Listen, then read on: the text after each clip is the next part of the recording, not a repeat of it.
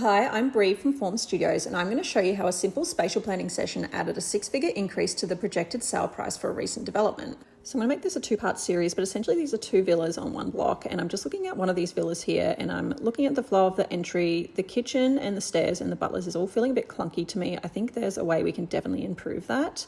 And going towards the back of the house, I'm then looking at the laundry. There's so many doors in there for storage. I think we can optimize the storage, make it a little bit more seamless. And then looking at the powder room, I think potentially the knock-on effect would be increasing the laundry by the width and moving the powder room close to the bath. Okay, so I'm just popping some tracing paper over the top so we can draw over the existing floor plan.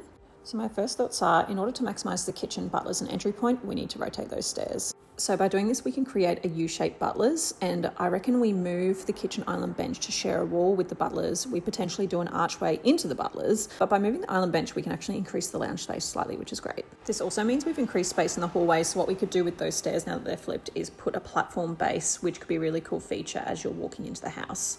So you can see here, we've now increased the butler's space, we've optimized the kitchen, we've increased the lounge space, and we've created a bit more of an entry point with doing a feature stair and having a wider hallway. So looking at the laundry and the bathroom, I think the bathroom is completely fine where it's at, but looking at the laundry, there looks like there's two linen cupboard doors and a door into it. Feels a bit clunky. I also think there's opportunity there to maximize the space, and no one's going to complain about bigger laundry. So I'm just drawing over the powder room here because I think the powder room can move close to the bathroom.